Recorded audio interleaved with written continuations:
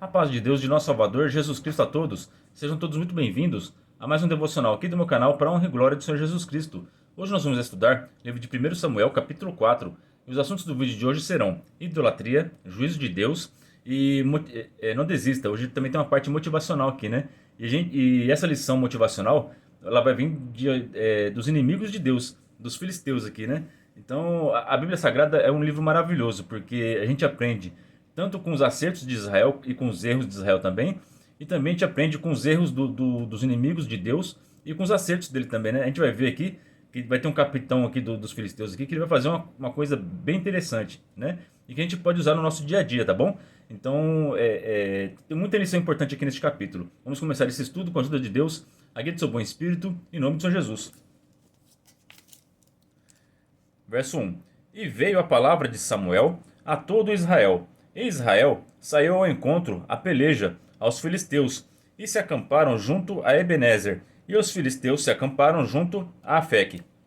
Então, lembrando o capítulo passado que a gente estudou, que Deus falou a Samuel, que a primeira palavra que Deus falou para Samuel, já que ele ia fazer uma coisa grande, né? E que todos iam ficar com a orelha tinindo quando descobrissem o que é, né? Aí então aqui Samuel falou pro povo, ó, gente, tá vindo a guerra aí, os filisteus estão vindo contra nós. Então quando Samuel entregou a palavra ao povo de Israel, eles se prepararam e foram combater os filisteus, né? Porque eles já estavam vindo de encontro, né? E eles acamparam um de frente pro outro para começar a batalha, tá bom? Que verso 2. E os filisteus se dispuseram em ordem de batalha para sair ao encontro a Israel. E, estendendo-se a peleja, Israel foi ferido diante dos filisteus, porque feriram na batalha, no campo, uns 4.000 homens. Né? Então, todo mundo já deve ter escutado aquela frase, né? Que Deus é o Senhor dos exércitos e que ele nunca perdeu uma só batalha, né? Então, como que a gente explica isso daqui? Por que se Deus nunca perdeu uma batalha, por que aqui a primeira batalha que eles fizeram, o primeiro confronto, já eles perderam e perderam 4.000 homens, né? A gente vai entender porque Deus não está nessa batalha, né? Isso aqui é um juízo de Deus. Deus está usando do povo dos filisteus para trazer juízo sobre Israel. Então Deus ele não está lutando com o exército de Israel, tá certo? Então por isso que ele não perdeu essa batalha, né? Então vocês entendem que Deus nunca perde uma batalha? Tudo está nos planos de Deus, né? Porque Deus levantou os filisteus para trazer juízo a Israel, porque eles estão em pecado. A gente vai ver nos próximos capítulos quais são os pecados deles, né? E também para trazer juízo à casa do Eli, que era o sacerdote que estava corrompido, que não estava fazendo a vontade de Deus. Ele e seus filhos estavam trazendo má fama à casa de Deus. Então por isso ele está fazendo a limpeza na sua casa, né? Então aqui é Deus usando dos filisteus, dos inimigos, para trazer juízo sobre Israel. Então todo mundo entendeu? Então Deus não perdeu aqui, tá certo? É, quando quando o povo de Israel está em obediência, aí Deus batalha por eles. Mas como eles estavam na desobediência, Deus não estava batalhando por eles, estava lutando contra eles. Entenderam? Verso 3. E tornando o povo arraial, disseram aos anciãos de Israel: Por que nos feriu o Senhor hoje diante dos filisteus? Então o próprio povo de Israel tinha entendimento que quando eles perdiam a guerra é porque o Senhor feriu eles. Não foi os filisteus que feriram eles, né? Foi Deus que permitiu os filisteus ferir eles. Então até o próprio povo de Israel sabia que foi Deus que usou dos filisteus para vencer eles. Porque aqui, ó, olha o que eles falaram aqui, ó. Porque por que nos feriu o Senhor hoje diante dos filisteus? Tragamos de Siló a arca do concerto do Senhor e venha no meio de nós, para que nos livre da mão de nossos inimigos. Então aqui eles tomaram uma atitude desesperada. Em vez deles consultarem Samuel, que era o homem com quem Deus tinha contato naquela época, com quem Deus falava e revelava a sua vontade, não. Eles foram procurar os anciãos, foram buscar ajuda do próprio povo, né? E chegaram na conclusão que se levassem a Arca da Aliança, eles seriam vencedores, né? E aqui isso foi um erro terrível deles. Mas tudo isso era para atrair os filhos do Eli para o campo de batalha. Isso aqui tudo aqui é plano de Deus. Tudo que está acontecendo conforme a vontade de Deus. Amém? Vocês entendem isso? Porque Deus tinha profetizado através de Samuel que ele ia colocar fim na casa de Eli e que seus dois filhos, os dois filhos de Eli, iriam morrer no mesmo dia. E isso aqui então está cumprindo a palavra de Deus através da boca de Samuel. E enviou, pois, o povo a Siló, e trouxeram de lá a arca do concerto do Senhor dos exércitos, que habita entre os querubins. E os dois filhos de Eli, Ofni e Finéias, estavam ali, com a arca do concerto de Deus. E sucedeu que, vindo a arca do concerto do Senhor ao arraial, todo Israel jubilou com grande júbilo, até que a terra estremeceu. Então, quando eles viram aquela cena dos dois sacerdotes, né, o Ofni e o Finéias, trazendo a arca da aliança, chegando no arraial para combater os filisteus, eles já pensaram: nossa, agora a gente vence. Já deram aquele grito lá, já até estremeceu. E aumentou a confiança deles, né? Só que esse que é um detalhe que a gente tem que aprender, tá? A confiança do povo de Israel estava em um objeto, estava na arca da aliança, tá certo?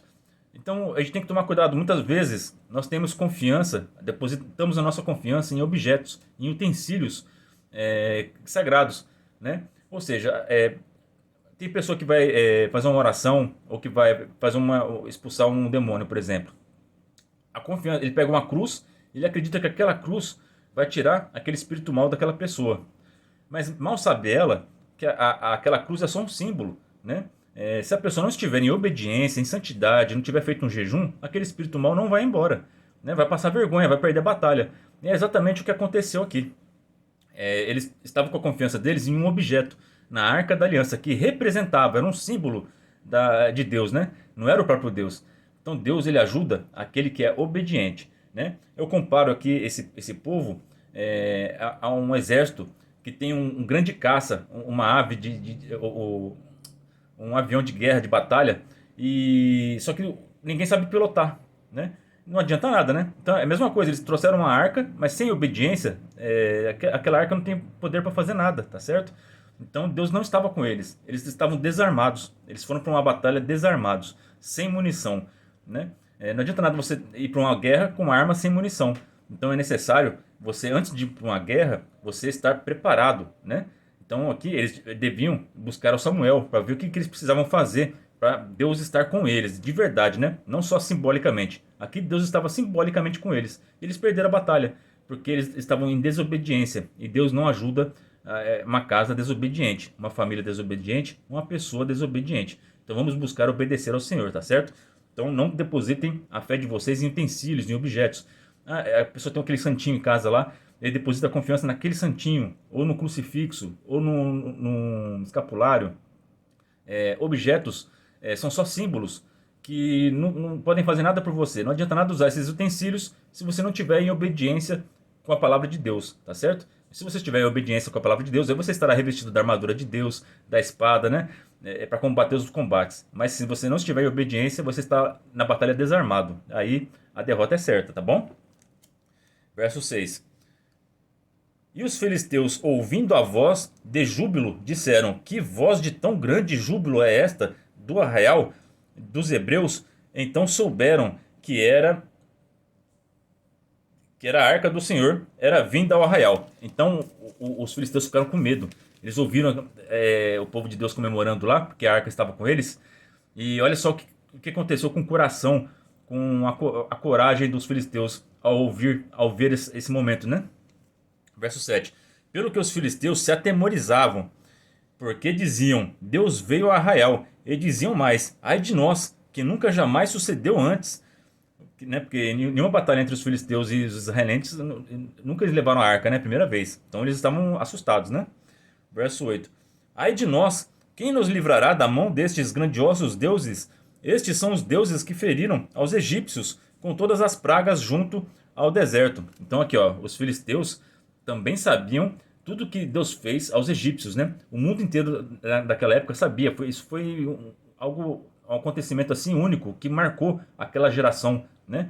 Então aqui eles sabiam o poder do Deus do povo de Israel, né? Eles chamavam de deuses porque os filisteus acreditavam em vários deuses, né? Então por isso que ele chamou os deuses deles, né? Mas eles sabiam o poder de Deus, então eles estavam com medo. Aí aqui vai ter uma atitude muito importante, interessante, que um dos capitões lá dos filisteus tomou. Ele viu o povo, todo mundo com medo, desesperado. Ele tomou uma atitude que nós cristãos devemos tomar essa atitude todos os dias. Toda dificuldade que se levantar contra nós, toda vez que a gente vê um exército gritando, já com a vitória garantida contra nós, a gente tem que tomar essa atitude aqui desse capitão, tá? Não é para vocês ficarem com medo das provas, não é para vocês ficarem com medo do gigante, não é para vocês ficarem com medo de nada, porque o Senhor dos Exércitos estará com você se vocês forem obedientes, né?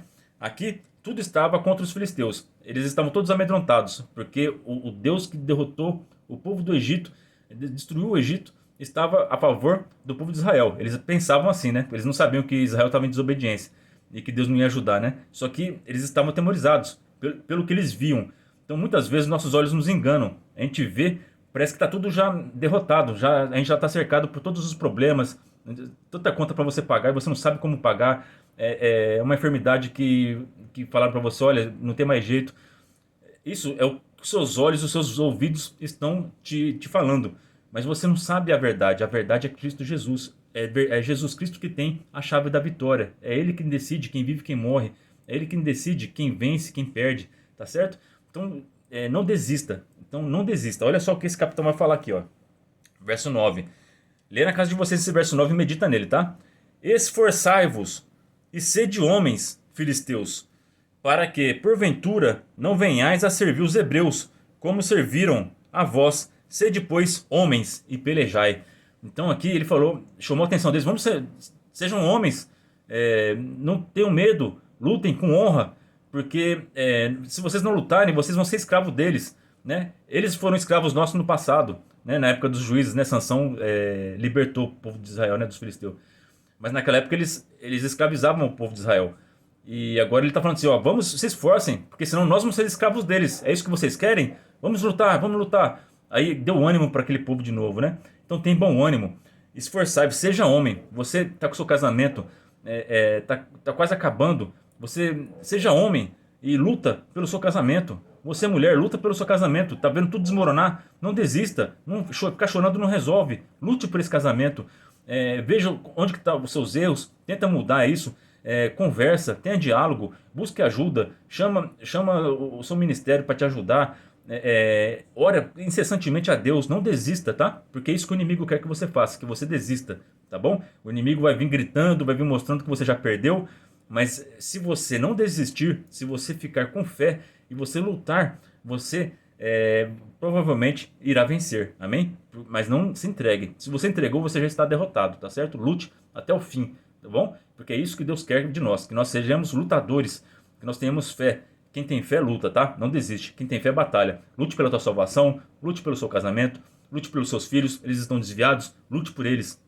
Não desista, tá? Deus vai tirar ele da mão desses traficantes, Deus vai tirar eles de qualquer situação que eles tenham se colocado que não agrada a Deus e que está te deixando triste. Não desista, joelho no chão, ora a teu Deus e você será mais que vencedor, será mais que vencedora. E os seus filhos vão dar muito orgulho para você, tá bom? Mas não desista. Se desistir, o inimigo faz a festa. Não desista, amém? Verso 10. Então pelejaram os filisteus, e Israel foi ferido, e fugiram cada um para a sua tenda. E foi tão grande o estrago que caíram de Israel 30.000 homens de pé. Nossa, olha só como um objeto não ajuda em nada, né? Quando eles batalharam sem a arca, eles perderam 4.000 homens. Quando eles colocaram a sua confiança num objeto, né, e deixaram de confiar na habilidade de luta deles e principalmente confiar no Deus vivo, né, eles perderam. Olha só, mais de 30.000 homens morreram nessa batalha, porque eles depositaram a confiança num objeto, né, e não no Deus verdadeiro, e não no seu esforço. O povo do Filisteu, eles confiaram na habilidade deles, lutaram com o objetivo de não ser escravos, de não ser escravo de Israel. Então eles lutaram com um objetivo. Tem objetivo na tua vida, tá? Que o teu objetivo seja agradar ao teu Deus, seja obediente e Deus vai te ajudar em tudo. Amém? Verso 11. E foi tomada a arca de Deus, e os 2 filhos de Eli, Ofni e Finéias, morreram. Aqui cumpriu a palavra que Deus deu a Samuel, né? Para o Eli, que os 2 filhos dele iam morrer no mesmo dia, né? Então a palavra de Deus não volta atrás, né? Confia nas promessas do Senhor. Se Deus prometeu que é vitória, é vitória. Se Ele prometeu que é vida, é vida. Se Ele prometeu que você vai abrir uma porta de emprego para você, vai abrir uma porta de emprego. Mas também se Ele falou que se você não se arrepender, você vai sofrer juízo, que vai acontecer alguma coisa ruim com você, vai acontecer também, tá? Então toma cuidado, tá? A palavra de Deus não volta atrás. Verso 12. Então correu da batalha um homem de Benjamim, e chegou no mesmo dia a Siló, e trazia os vestidos rotos e a terra sobre a cabeça. A cara da derrota, né? Coitado voltou lá só. A situação que é difícil, né? Com a roupa toda rasgada. Aquele que perdeu a batalha, né? Verso 13. E chegando ele, eis que Eli estava sentado sobre uma cadeira, vigiando ao pé do caminho, porquanto o seu coração estava tremendo pela arca de Deus. Entrando, pois, aquele homem a anunciar isto na cidade, toda a cidade gritou. Né? Todo mundo já ficou desesperado, né? Porque, nossa, perdeu uma batalha lá, daqui a pouco eles estão chegando aqui na cidade, né? Verso 14.